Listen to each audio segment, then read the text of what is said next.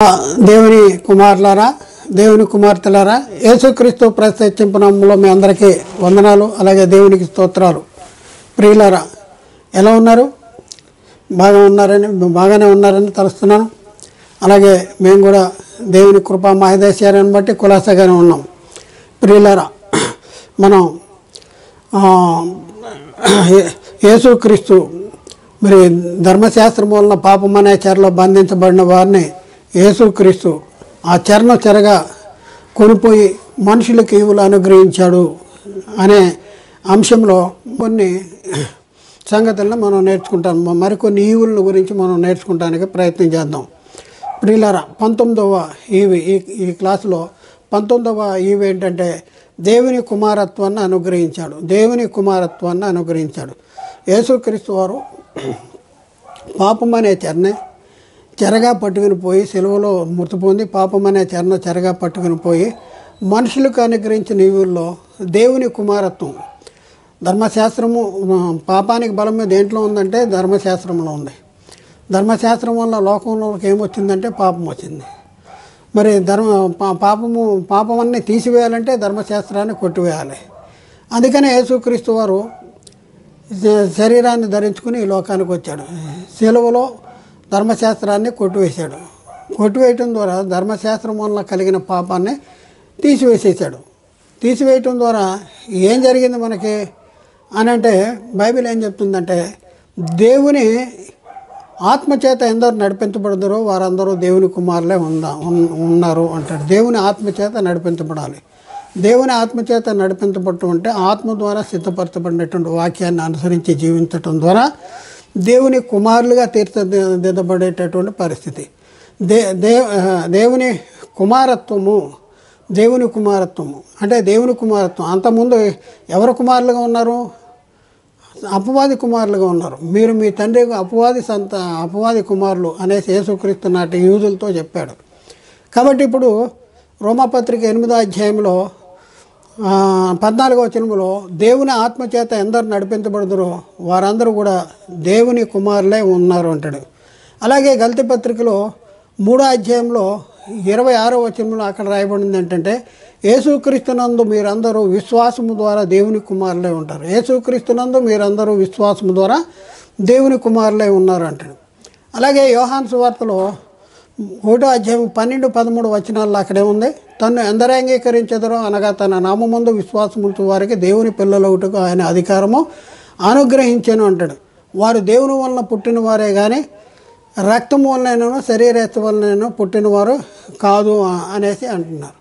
కాబట్టి ప్రియులారా, ఒకసారి అలా దేవుని కుమారులు అంటే మనం దేవుని కుమారులు అంటే మామూలు తన మాట చేత ఈ లోకాన్ని కలగజేసి శాసిస్తూ నియంత్రిస్తూ ఉన్నటువంటి దేవాది దేవుని యొక్క కుమారులు మనం. ఒకసారి మనం ఆలోచించుకోవాలి. మనం ఎవరము? యేసుక్రీస్తునందు విశ్వాసం ఉంచిన మనం ఎవరము? క్రీస్తు రక్తంలో కడగబడిన మనం ఎవరము? యేసుక్రీస్తు నామంలో బాప్తిజం తీసుకున్న పరిస్థితుల్లో మనం ఎవరము అంటే దేవుని కుమారులు అంటాడు. దేవుని ఆత్మచేత ఎందరూ నడిపించబడుదురో వారందరూ దేవుని కుమారులు అంటాడు. యోహాను రాసిన మొదటి పత్రిక 3వ అధ్యాయం 2వ వచనంలో అక్కడ ఏమంటాడు, ఇప్పుడు మనము దేవుని పిల్లలమై ఉన్నాము అంటాడు. ఇప్పుడు మనము దేవుని పిల్లలము. ప్రియులారా, ఇప్పుడు మనము దేవుని పిల్లలమై ఉన్నాము. మనం ఇక మీదట ఏమవుదామో అది ఇంకనూ ప్రత్యక్షపరచబడలేదు. కానీ ఆయన ప్రత్యక్షమైనప్పుడు ఆయన ఉన్నట్టుగానే ఆయన్నే చూతుము. ఆయన కనుక ఆయనను పోలి ఉందము. ఆయన ఉన్నట్టుగానే ఆయన చూస్తాం కనుక ఆయన్ని పోలి ఉంటాము అనేసి అక్కడ రాయబడింది. అలాగే రోమపత్రిక 8వ అధ్యాయము 16వ వచనంలో మనము దేవుని పిల్లలమని ఆత్మ తానే మన ఆత్మతో కూడా సాక్ష్యం ఇస్తున్నాడు. మనము దేవుని పిల్లలము అనేసి బైబిల్ చాలా స్పష్టంగా చెప్తుంది. ప్రస్తుత కాలంలో యేసుక్రీస్తు నందు విశ్వాసం ఉంచే ఆత్మచేత అంటే వాక్యము ద్వారా మనం కనబడితే మనం ఎవరమంటే దేవుని కుమారులమే ఉంటాము. అంటే దేవుని కుమారులం. యోహాను రాసిన మొదటి పత్రిక 3వ అధ్యాయం 1వ వచనంలో మనము దేవుని పిల్లలమని పిలువబడినట్లు తండ్రి మనకెట్టి ప్రేమను అనుగ్రహించిన చూడుడి అంటాడు. మనము దేవుని పిల్లలమే. ఈ హేతువు చేత లోకం మన ఎరగదు, ఏరైనగా అది ఆయన్ను ఎరగదు అంటాడు. మనము దేవుని పిల్లలమే అనేసి లేఖనంలో చెప్తుంది. అలాగే ప్రియులారా, మరొక 19వ పాయింట్ మనం చూసుకుంటే 19వ ఈవెను 20వ ఈవెను గురించి మనం చూసుకుంటే 20వ ఈవెను గురించి చూస్తే పరిశుద్ధులతో ఏకపట్టలస్తులు. ఒకప్పుడు దేవుని కుమారులమై ఉన్నాము, దేవుని కుమారులు ఏమవుతున్నారంటే పరిశుద్ధులతో ఏకపట్టణస్తులు. అంత మాత్రమే కాక దేవుని ఇంటివారు. దేవుని కుమారులు ఎక్కడుంటారు? దేవుని ఇంటివారు. ఎవరు?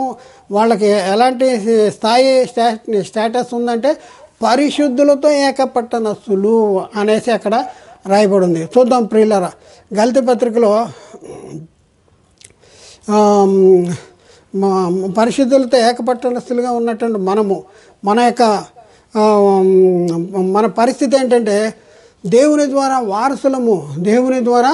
వారసులము అనేసి చెప్పబడుతుంది. గలతీ పత్రిక 4వ అధ్యాయంలో 6-7 వచనాల్లో, గలతీ పత్రిక 4వ అధ్యాయం 6-7 వచనాల్లో, మరియు మీరు కుమారులై ఉన్నందున నాయనా తండ్రి అని మొరపెట్టు తన కుమారుని ఆత్మను దేవుడు మన హృదయంలోనికి పంపెను. మీరు కుమారులై ఉన్నారంటే కుమారులకు ఉన్న ఆధిక్యత ఏంటంటే నాయనా తండ్రి అని మొరపెట్టు తన కుమారుని ఆత్మను మన హృదయంలోనే పంపాడంట. పంపితే ఏం జరుగుతుందంటే, కాబట్టి నీవిక దాసుడు కాదు కుమారుడివై.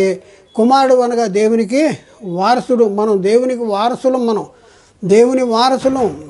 దేవునికి వారసులు ఉంటాం. దేవునికి వారసులు అంటే సామాన్యమా? దేవునికి వారసులు అంటే మనం ఈ లోక సంబంధంగా ఒక వ్యక్తి నేను పలానా వ్యక్తికి నేను వారసుని అని అంటే, ఒక గొప్పవాడి వారసుడు అంటే అబ్బా నాకున్న ఆస్తి ఇది, మా తండ్రి పలానా ఇది, మా తండ్రికి నేను వారసుని అంటే తండ్రికి కలిగి ఉన్న సమస్తానికి నేను హక్కుదారుని, వారసుని అనేసి మనం ఎంత గర్వపడుతూ ఉంటామో, అలాగే మనం పరిశీలన చేస్తే ఆత్మ సంబంధంగా మనం ఆలోచిస్తే మనము దేవుని కుమారులు అంటాడు. దేవుని కుమారులు అంటే ఏంటి? దేవునికి వారసులము.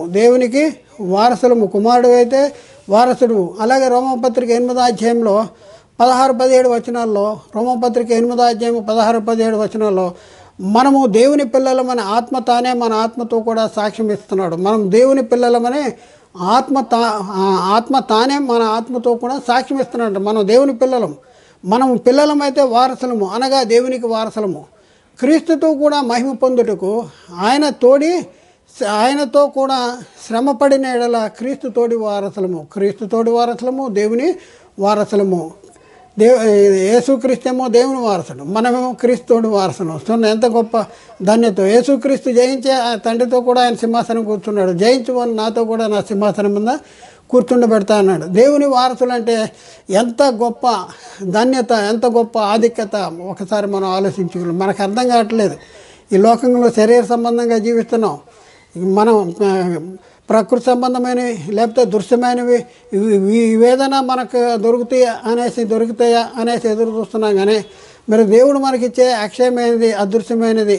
మరి అందుకనే అపోస్తులను మేము దృశ్యమైన వాటిని చూడక అదృశ్యమైన వాటిని నిదానించి చూస్తున్నాము అనేసి అపోస్తులు చెప్పిన సంగతి. కాబట్టి ప్రియులారా, మరి దేవుడు మనకు అనుగ్రహించే ఈవులు ఏంటి అంటే దేవుని కుమారుడు అంటాడు, దేవుని వారసుడు, పరలోకముందున్న దేవుని కుటుంబ సభ్యులమంట. మనం దేవుని కుటుంబం యొక్క సభ్యులం. 21 పాయింట్. దేవుని కుటుంబం యొక్క సభ్యులము. మన కుటుంబంలో ఒక సభ్యుడు అంటే మన కుటుంబం చాలా గొప్పదైతే ఎంత ఆధిక్యత ఉంటుందో ఒకసారి ఆలోచించి. మన కుటుంబంలో ఒక సభ్యుడు మన గొప్ప ధనవంతులు లేకపోతే మరొక కుటుంబంలో గొప్ప పేదవాడైతే ఆ పేదవాడికి కలిగినటువంటి స్థితే ఆ కుటుంబంలో ఉన్న వ్యక్తికి కలిగి ఉంటాడు. అలాగే గొప్పవాడికి కుటుంబంలో ఉంటే గొప్పవాడి యొక్క హోదాను కలిగి ఉంటాడు. అయితే మనము ఎవరి కుటుంబ సభ్యులం అంటే దేవుని కుటుంబంలో సభ్యులము. ఎఫ్సి పత్రికలో మనం చూస్తే 3వ అధ్యాయం 14వ వచనంలో ఈ హేతువు చేత పరలోకమందును భూమి మీద ఉన్న ప్రతి కుటుంబము ఏ తండ్రిని బట్టి కుటుంబం అని పిలువబడుతున్నదో అనేసి పౌలు చెప్తున్నాడు. పౌలు చెప్పిన మాటల్ని అర్థం చేసుకుంటానికి ప్రయత్నం చేయాలి. ఈ హేతువు చేత అంటాడు, పరలోకమందును భూమి మీద ఉన్న ప్రతి కుటుంబము ఏ తండ్రిని బట్టి కుటుంబం అని పిలువబడుతుందండి. అంటే దేవునికి కుటుంబం ఉంది. ఈ కుటుంబం ఎక్కడెక్కడ విస్తరించబడిందంటే 2 స్థలాల్లో విస్తరించబడింది అంటున్నాడు. ఒకటేమో పరలోకంలో దేవుని కుటుంబంలో కొంత భాగం పరలోకంలో ఉందంట, మరో కొంత భాగము భూమి మీద ఉంది. అదే చెప్తా ఉన్నాడు. పరలోకమందును భూమి మీదను ఉన్న ప్రతి కుటుంబము అంటే ప్రతి కుటుంబం అంటే ఎవరి కుటుంబము? దేవుని కుటుంబం. ఎక్కడెక్కడ విస్తరించబడింది? పరలోకంలో విస్తరించబడింది, భూమి మీదని. ఈ రెండు దగ్గరలో విస్తరించబడిన దేవుని కుటుంబానికి తండ్రి ఎవరు అంటే తండ్రి అయిన దేవుడు. ప్రతి కుటుంబము ఏ తండ్రిని బట్టి కుటుంబం అని పిలువబడుతున్నదో ఆ తండ్రి ఎదుట, అంటే పరలోకంలో విస్తరించబడిన పరలోకంలో ఉన్న దేవుని కుటుంబానికి మరి తండ్రి ఒకడే.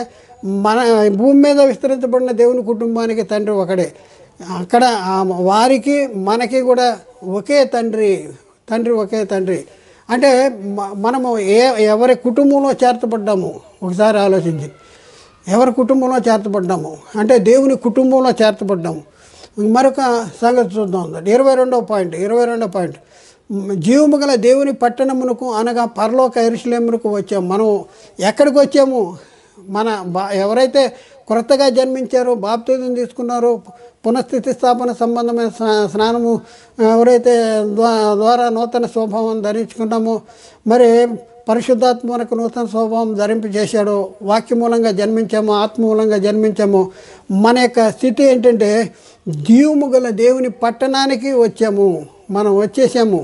ఎక్కడికి వచ్చేసాము? జీవము గల దేవుని పట్టణానికి వచ్చాము, అనగా పరలోకపు యెరూషలేమునకు వచ్చాము. ఇప్పుడున్న పరిస్థితుల్లో బాప్తిజం తీసుకుని సంఘంలో చేర్చబడిన మన పరిస్థితి ఏంటంటే జీవము గల దేవుని పట్టణం. జీవము గల దేవుని పట్టణం ఎక్కడుంది? ఎక్కడో ఉందనుకుంటున్నారు. మనం ఇప్పుడు మనం ఉన్నదే జీవము గల దేవుని పట్టణము, పరలోక యెరూషలేము అంట. ఏది పరలోక యెరూషలేము? పరలోక పట్టణం అన్నా, జీవము గల దేవుని సంఘం, జీవము గల దేవుని పట్టణం అన్నా, పరలోకపు యెరూషలేము అన్నా, పరలోక రాజ్యం అన్నా, ఇవన్నీ కూడా మనం పరిశీలన చేస్తే సంఘాన్ని గురించే.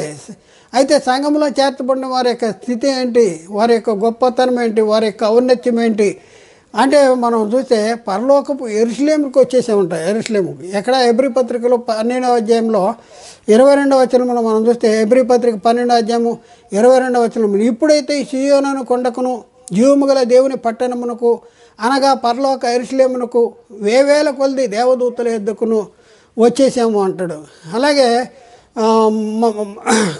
హెబ్రీ పత్రిక 12వ అధ్యాయం 24వ వచనంలో అక్కడేమన్నా కొత్త నిబంధనకు మధ్యవర్తి అయిన యేసుని వద్దకు వచ్చామంట. హెబ్రీ పత్రిక 12వ అధ్యాయం 24వ వచనంలో క్రొత్త నిబంధనకు మధ్యవర్తి అయిన యేసుని వద్దకు వచ్చేసాము. మనం యేసుక్రీస్తు దేనికి మధ్యవర్తి అంటే క్రొత్త నిబంధన దానికి మధ్యవర్తి అంట. హెబ్రీ పత్రిక 12:24 క్రొత్త నిబంధనకు మధ్యవర్తి అయిన యేసుని వద్దకును హేబేలు కంటే శ్రేష్టముగా పలుకు ప్రోక్షణ రక్తమునకు మీరు వచ్చి ఉన్నారు. హేబేలు కంటే శ్రేష్టముగా పలుకు ప్రోక్షణ రక్తమునకు మీరు వచ్చి ఉన్నారు అంటాడు. కాబట్టి ప్రియులారా ఒకసారి ఆలోచించండి. మధ్యవర్తి యేసుని వద్దకు, కొత్త నిబంధనకు మధ్యవర్తి యేసుని వద్దకు వచ్చాం. మరొక పాయింట్ చూద్దాం. 23వ పాయింట్, పరలోకమందు వ్రాయబడిన జ్యేష్ఠుల సంఘానికి వచ్చాం. పరలోకమందు వ్రాయబడిన జ్యేష్ఠుల సంఘం, పరలోకంలో రాయబడిందంట జ్యేష్ఠుల సంఘము. ఒక సంఘం ఉంది.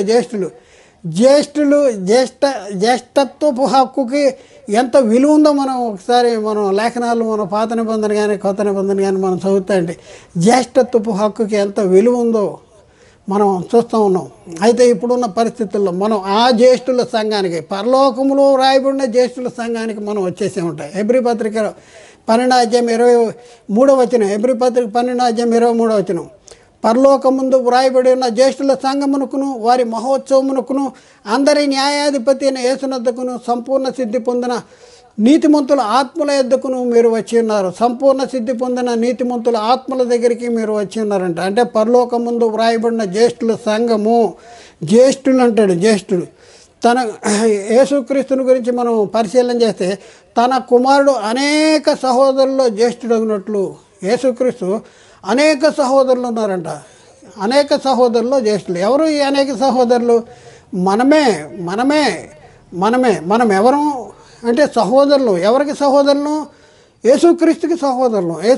యేసుక్రీస్తు మాకు తండ్రి అని, యేసుక్రీస్తు తండ్రి నాయన యేసయ్య అని ప్రార్థన చేసేవాళ్ళు ఉన్నారు. వీళ్ళ ప్రార్థన పరలోకం వెళ్ళదు. రోమపత్రిక 8వ అధ్యాయం 29వ వచనంలో, రోమపత్రిక 8వ అధ్యాయం 29వ వచనంలో, ఎందుకనగా తన కుమారుడు అనేక సహోదరుల్లో జ్యేష్ఠుడగినట్లు దేవుడు ఎవరిని ముందుగా ఎరగనో వారు తన కుమారుని స్వారూప్యము గలవారటకు వారిని ముందుగా నిర్ణయించెను. చూడండి, ఎందుకనగా తన కుమారుడు అనేక సహోదరుల్లో జ్యేష్ఠుడు అవ్వాలంట. జ్యేష్ఠుడు అవ్వాలంటే ఏం చేయాలి? దేవుడు ముందుగా ఎవరిని ఎరిగాడో వాళ్ళందరినీ కూడా తన కుమారుని స్వారూప్యము గలవారుగా అవుటకు వారిని నిర్ణయించాడు అంటాడు. నిర్ణయించాడు అంటే పరిస్థితి మనం ఒకసారి జ్యేష్ఠత్వపు హక్కు, జ్యేష్ఠుల సంఘములో చేర్చబడ్డాం మనం. జ్యేష్ఠత్వపు హక్కు యొక్క విలువ మనం ఒకసారి పరిశీలన చేసుకోవాల్సిన అవసరం ఉంది. చూద్దాం ప్రియులారా, ఎక్కడంటే ఇక్కడ ఒక్క పూట కూటి కోసము జ్యేష్ఠత్వపు హక్కును అమ్మివేసిన ఏసావు అంటే భ్రష్టుడైనను వ్యభిచారైన నుండునేమో అని జాగ్రత్తగా చూసుకోండి అంటాడు. హెబ్రీ పత్రిక 12వ అధ్యాయంలో 15 వచనములు చూస్తే 16 వచనాల్లో మనం చూస్తే మీలో ఎవడైనాను దేవుని కృపను పొందకుండా తప్పిపోనేమో అని చేదైన వేరు ఏదైనాను మొలచి కలవరపడటం వలన అనేకులు అపవిత్రులైపోదురేమో అని కలవరపరిచేటటువంటి పరిస్థితి ఉంది. పరచబడేటటువంటి పరిస్థితి ఉంది. చేదైన వేరు మొలిచేటటువంటి పరిస్థితి ఉంది. అయితే జాగ్రత్తగా చూసుకోండి, మీలో ఎవడైనా దేవుని కృపను పొందకుండా తప్పిపోతారేమో. జాగ్రత్తగా చూసుకోండి, దేవుని కృపను పొందకుండా తప్పిపోయినటువంటి వారిని గురించి ఒక ఆయన గురించి చెప్తా ఉన్నాడు. ఎవరిని గురించి? 16వ వచనంలో ఒక్క పూట కూటి కోసము జ్యేష్ఠత్వపు హక్కును అమ్మివేసిన ఏసావు వంటి భ్రష్టుడైనను వ్యభిచారి అయినను ఉండునేమో అని జాగ్రత్తగా చూచుకోండి. ఒక్క పూట కూటి కోసం జ్యేష్ఠత్వ హక్కు యొక్క విలువ తెలవలేదు. ఏది కావాలి? కడుపు. ఇప్పుడున్న పరిస్థితుల్లో కూడా క్రైస్తవులుగా ఉన్న మనం జ్యేష్ఠుల సంఘానికి వచ్చాం. జ్యేష్ఠుల సంఘము, జ్యేష్ఠులు ఒక్కడికే ప్రత్యేకత ఉంటుందంట. జ్యేష్ఠులు కుటుంబంలో 10 మంది ఉంటే జ్యేష్ఠులు ఒక్కడికే ఉంటుంది. అయితే మనం జ్యేష్ఠుల సంఘము జ్యేష్ఠులు అనేక మంది ఉన్నారు. ఆ సంఘానికి మనం వచ్చాం. చూడండి, మన యొక్క మహిమ ఎలాంటి గొప్ప మహిమ మనకు ఒకసారి ఆలోచించండి.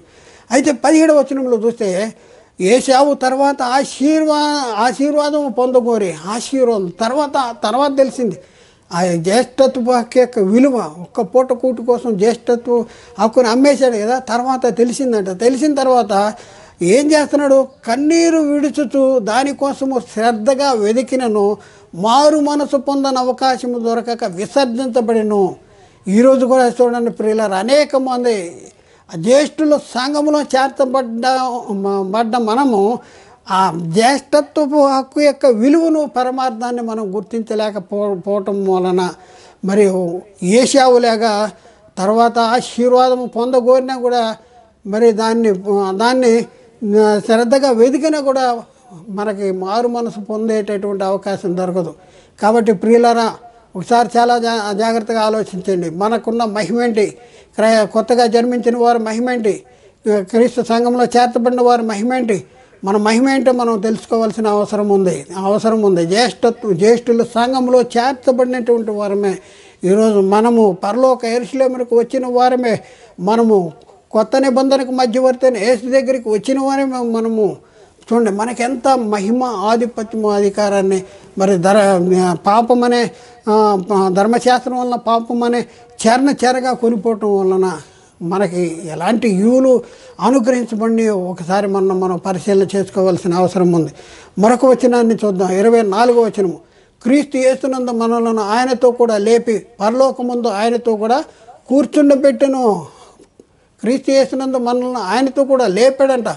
మనం లేపబడినవారు, మనం క్రీస్తు యేసులో మనం లేపబడినవారు. లేపి పరలోకమందు ఆయనతో కూడా కూర్చోబెట్టాడు. ఎక్కడుంది మన జీవము? మన జీవం ఎక్కడుంది? మీరు మృతి పొందితేనంట మీ జీవము క్రీస్తు కూడా దేవుని యందు దాచబడి ఉందంటాడు. సామాన్యమైనటువంటి వాళ్ళం కాదు. ఎప్పుడైతే మనం ఆత్మూలంగాను జన్మించామో, అక్షయ బీజములను జన్మించామో, మరి వాక్యమూలంగా జన్మించామో, మన యొక్క మహిమ ఎలాంటిది అంటే క్రీస్తు యేసునందు మనలను ఆయనతో కూడా లేపి పరలోకం ముందు ఆయనతో కూడా కూర్చోమండి. అందుకనే మనం బాప్తిజం తీసుకోగానే మన పౌరస్థితి మారిపోతుంది. శరీరానికి పౌరస్థితి ఈ లోకంలో ఉంటే ఆత్మిక పౌరస్థితి పరలోకంలో. ఒకప్పుడు ఆత్మిక పౌరస్థితి నరకంలో ఉండేది. అపరాధాలతో పాపములతో చనిపోయినటువంటి పరిస్థితుల్లో ఉన్నాం. అలాంటి పరిస్థితుల్లో దేవుడు క్రీస్తుతో కూడా మనల్ని బ్రతికించాడు. బ్రతికించిన మన పరిస్థితి ఏంటంటే క్రీస్తు యేసునందు మనల్ని ఆయనతో కూడా లేపి క్రీస్తుతో కూడా లేపి పరలోకమందు ఆయనతో కూడా కూర్చుండబెట్టాడంట. కొలస్సీ పత్రికలో 3వ అధ్యాయంలో 1 నుంచి 4 వచనాలు మనం పరిశీలన చేస్తే, మీరు క్రీస్తుతో కూడా లేపబడిన వారైతే పైన ఉన్న వాటినే వెదకుడి. అక్కడ క్రీస్తు దేవుని కుడి పార్శ్వమున ఉన్నాడు. పైనున్న వాటి మీద కానీ భూ సంబంధమైన వాటి మీద మీరు మనస్సు పెట్టకుడి. ఏలైనగా మీరు మృతి పొందితిరి, మీ జీవము క్రీస్తుతో కూడా దేవుని యందు దాచబడింది. మనం మృతి పొందాం. దేని విషయంలో మృతి పొందాము? పాప విషయంలో మృతి పొందాం. ఎక్కడ మృతి పొందాం? పాప విషయంలో బాప్తిజంలో మృతి పొందాం. బాప్తిజంలో ఏం జరుగుతుంది?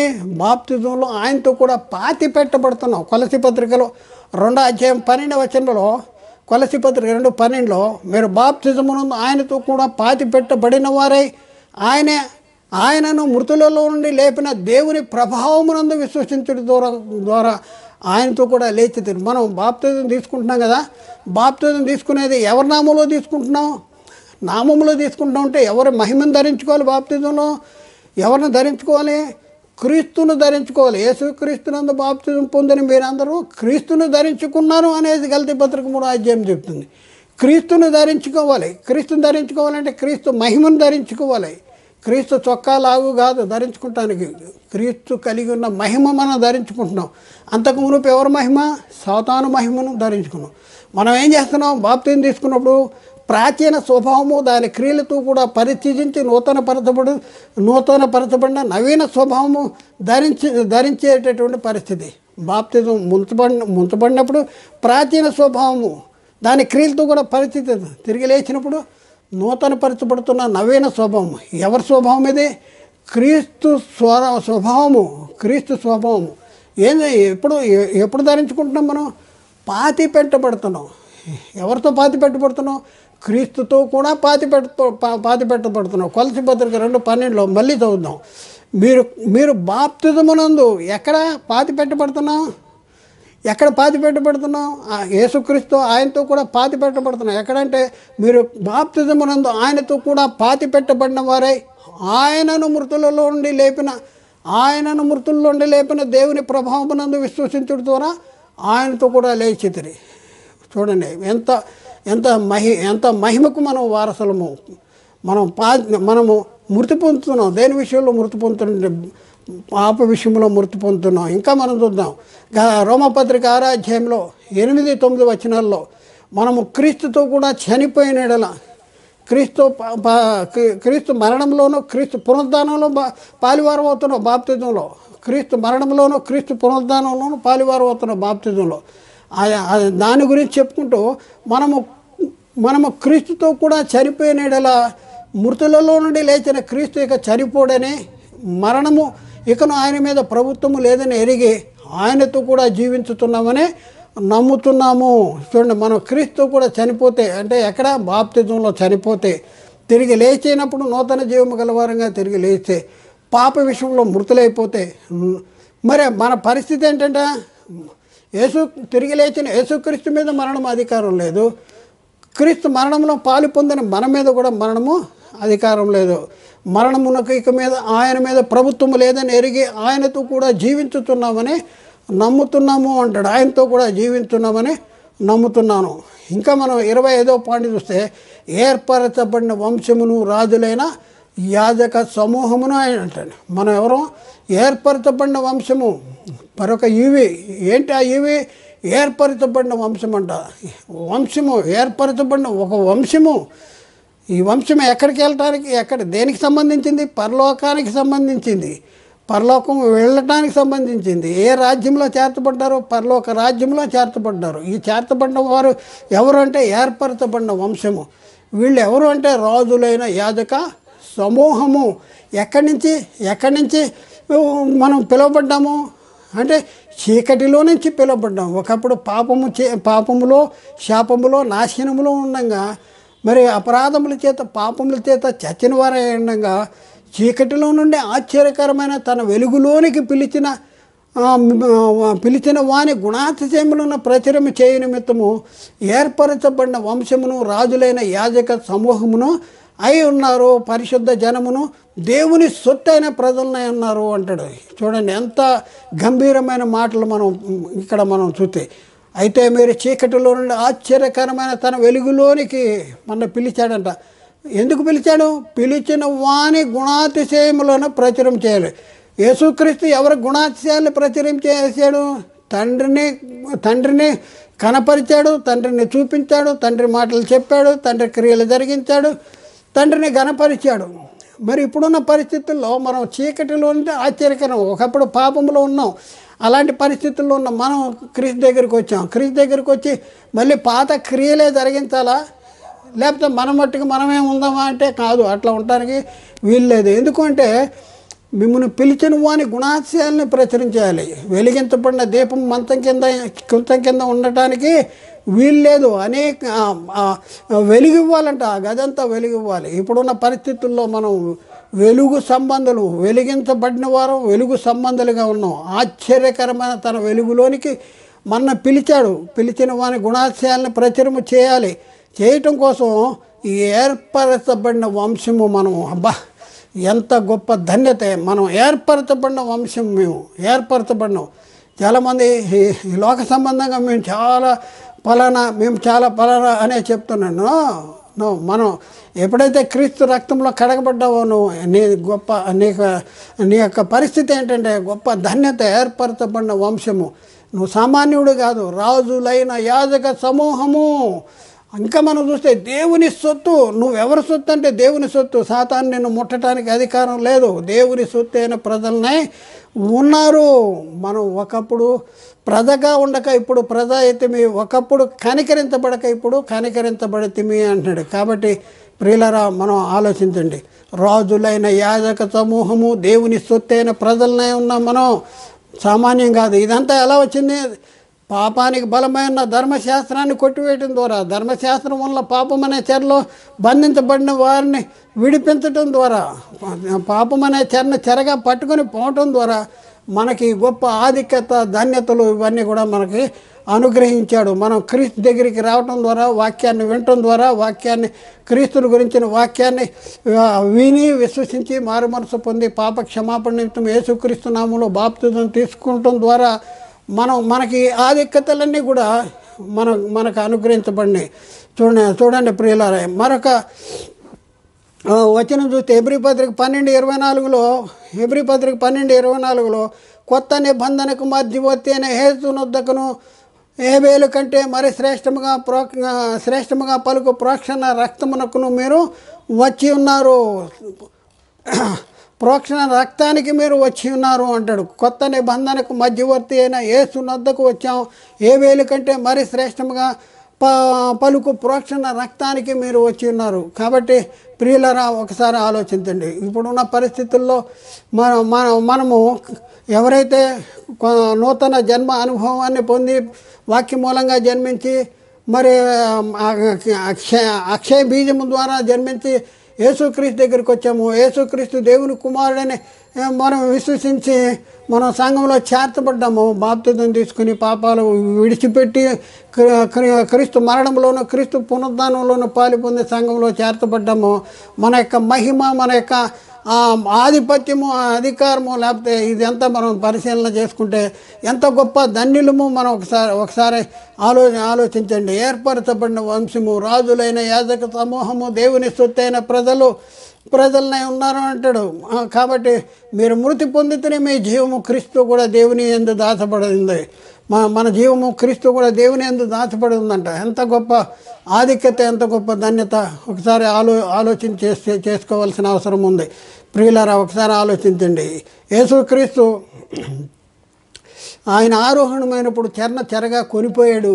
ఆయన ఆరోహణమైనప్పుడు యేసుక్రీస్తు సెలవులో మృతి పొంది ఆయన ఆరోహణమైనప్పుడు అంట చెరగా కొనిపోయాడంట. చెరగా కొనిపోయి అనుగ్రహించిన ఈవులేంటి? చెర ఏంటి? ధర్మశాస్త్రం వల్ల కలిగిన పాపం అనే చెరన. యేసుక్రీస్తు ఈ లోకానికి వచ్చేటప్పటికల్లా ఈ లోకంలో ఉన్నవారు అందరూ కూడా చెరలో, పాపంలో, ధర్మశాస్త్రం వల్ల పాపంలో బంధించబడి ఉన్నారు. లేఖనం అందరినీ పాపంలో బంధించిందంట. విశ్వాసం వెల్లడి కాకమునుపు ఇక ముందుకు బయలుపరచబడు విశ్వాసం అవలంబింపవలసిన వారంగా ఉండగా చెరలో ఉంచబడినట్లు మనం ధర్మశాస్త్రానికి లోనైన వారమవుతున్నాం, నిర్బంధించబడినటువంటి వారంగా ఉన్నాం. అలాంటి పరిస్థితుల్లో యేసుక్రీస్తు ఈ లోకానికి వచ్చి ఎవరు చేయలేని పని ఆయన చేశాడు. మన పాపాలకి మన పాపము నిమిత్తము సిలువలో రక్తాన్ని కార్చాడు. ఈ లోకంలో ఏ మనుషుడు కూడా చేయలేనటువంటి పని. మరి ఎవరి వలన రక్షణ కలగదంట. ఈ నామమున మనం రక్షణ పొందాలి. మరి మన పరిస్థితి వాని ప్రాణ విమోచన ధనము అతి గొప్పది, అది ఎన్నటికూ తీరకట్లు ఉండవలసినదే. వాని ప్రాణ విమోచన ధనము అతి గొప్పది అంటాడు, అతి గొప్పది. అలాంటి పరిస్థితుల్లో మనం మా యేసుక్రీస్తు తన స్వరక్తం చేత తన్ను తాను మన కోసం బలిగా అర్పించుకుని ఆయన రక్తాన్ని సిలువల రక్తాన్ని చిందించి ఆయన రక్తమునందలి విశ్వాసం ద్వారా మనల్ని నీతిమంతులుగా తీర్చి మనకి గొప్ప ఆధిక్యతలు గొప్ప ధన్యతలు మనకు అనుగ్రహించాడు. కాబట్టి మనం ఎవరి కుటుంబంలో చేర్చబడ్డాం, దేవుని ఇంటి వారంగా ఉన్నాం, పరలోక పరిస్థితి కలిగిన వారం. అలాగే పైన మన జీవము క్రీస్తు కూడా దేవుని యందు దాచబడింది. ఇంత గొప్ప ధన్యత ఆధిక్యతలు ఇవన్నీ కూడా ఎవరి ద్వారా మనకు వచ్చినాయంటే దేని ద్వారా వచ్చినాయి, ఎప్పుడు వచ్చినాయి అంటే యేసుక్రీస్తు ధర్మశాస్త్రాన్ని కొట్టివేయటం ద్వారా పాపమనే